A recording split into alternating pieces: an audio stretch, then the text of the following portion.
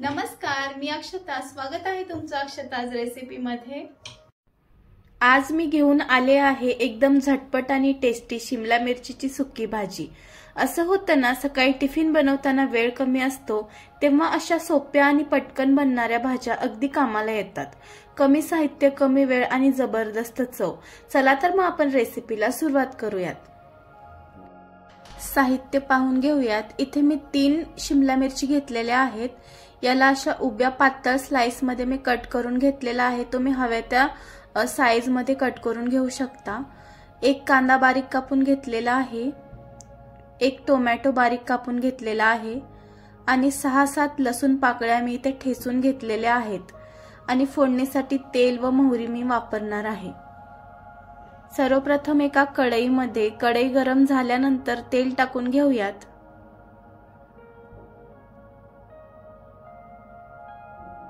तीन 4 चमचे तेल टाकून घ्यायचं. तेल गरम होऊ द्यायचं आणि तेल गरम झाल्यानंतर यात मी मोहरी टाकलेली आहे. मोहरी छान तडतडून द्यायची.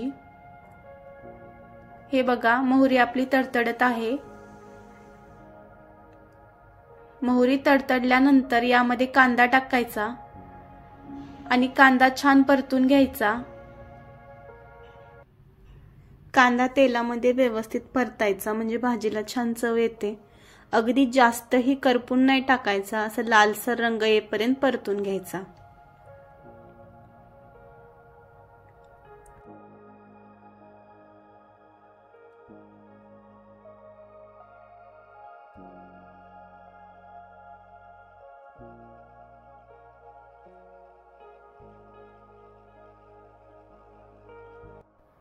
हे पहा, कांद्याला लालसर कलर आलेला आहे.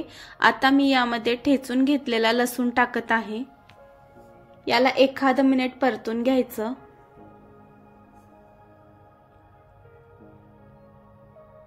आणि लगेच यामध्ये टोमॅटो टाकायचा. टोमॅटोला मऊ सॉफ्ट होईपर्यंत परतायचं. स्लो फ्लेम ठेवायची आणि व्यवस्थित टोमॅटोला परतून घ्यायचं. टोमॅटो जितका तेलामध्ये सॉफ्ट होईल तितकीच आपल्या भाजीला टेस्ट छान येणार आहे. त्यामुळे टोमॅटो अगदी छान मऊसूद सॉफ्ट करून घ्यायचा.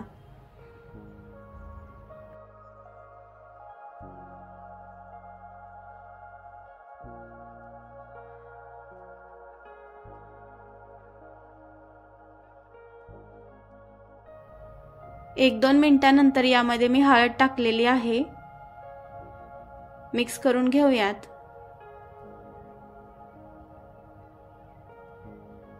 हे पहा, टोमॅटो पण आपलं सॉफ्ट झालेला आहे.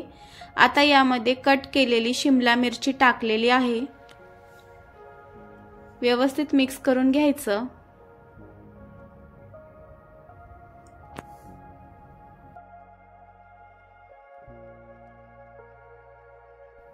मिक्स केल्यानंतर यामध्ये आता शेंगदाण्याचं कूट टाकायचं.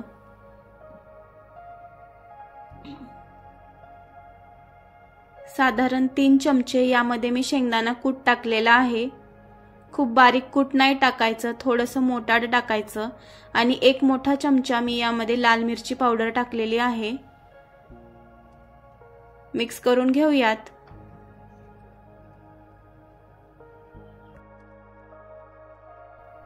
व्यवस्थित मिक्स झाल्यानंतर आता यामध्ये आपण मीठ टाकून घेऊयात. मीठ तुम्ही चवीनुसार टाका. मीठ टाकल्यानंतर परत एकदा व्यवस्थित मिक्स करायचं.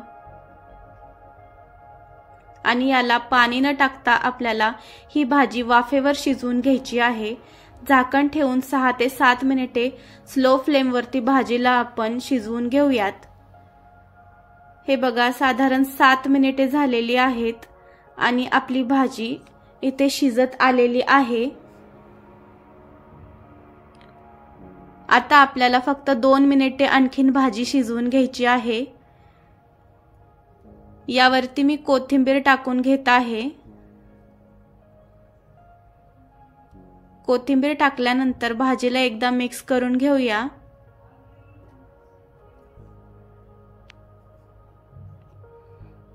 आणि मिक्स केल्यानंतर 2 मिनिटे फक्त झाकण ठेवून आपण भाजीला वाफवून घेऊयात.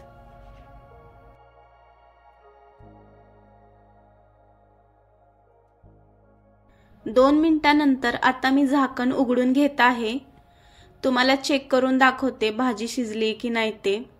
जास्त वेळ नाही लागत, खूप झटपट अशी ही रेसिपी आहे, त्यामुळे टिफिनसाठी एकदम उत्तम पर्याय आहे। हे बघा, तुम्ही पाहू शकता शिमला मिरचीची भाजी इथे शिजलेली आहे। अशा प्रकारे तुम्ही ही रेसिपी नक्की ट्राय करा। रेसिपी आवडली असेल तर लाईक करा, शेअर करा, कमेंट करा आणि चॅनलवरती नवीन असाल तर चॅनलला पण सबस्क्राईब करा आणि बेल आयकॉनलाही क्लिक करा।